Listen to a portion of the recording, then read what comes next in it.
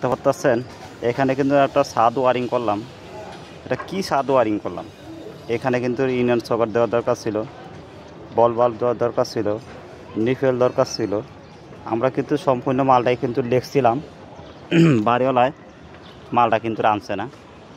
বলছে আমি তো 2 মাস পরে এই পাইপগুলো আবার খুললা ছাদ দিলে ছাদের উপরে নিয়ে যাবো গিয়া, এই কথা বলার পরে সে কিন্তু এই মালগুলো আনছে না। এই যে আপনারা এনে দেখতে পাচ্ছেন, এই যে এখানেও কোনো ইউনিয়ন অথবা বল বাল্ব ব্যবহার করা হয়েছে না।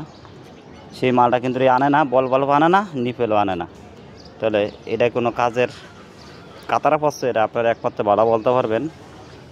এই যে ভবিষ্যতে কিন্তু এখানে কিন্তু কাটতে গেলে এই লাইনটা একটু প্রবলেম হইতে পারে, টিটা অথবা এলোটা বাদ হইতে পারে গিয়া। এই যে সামনে আরেকটা জায়গা আছে আপনাদের দেখাই, এই যে ট্যাঙ্কির গোড়াটা আপনারা দেখতে পাচ্ছেন। এই যে এইখানে খালি শুধু একটা বল বাল্ব আর একটা ইউনিয়ন সকেট দিছে, বলছে আর কোনো জায়গা দেওয়া লাগবে না, আপনি খালি এটাই এইখানে দেন, তারপর বাদ বাকিটা আমি দেখতেছি। এটা হলো বাড়িওয়ালা দেখবো, আমাদের কাজ বাড়িওয়ালা দেখবো। তা আশা করি যারা টেকনিশিয়াল তারা কমেন্টে বলে দেবেন কাজটা কীরকম হয়েছে, কাজটা কি সঠিক হলো না ভুল হলো। সব জায়গায় যদি একটা করে ইউনিয়ন লাগানো যাইতো, পাইপটা কিন্তু ভবিষ্যতে খুলতে গেলে ইজি হইতো। তো যাই হোক, সবাই ভালো থাকবেন। আসসালামু আলাইকুম।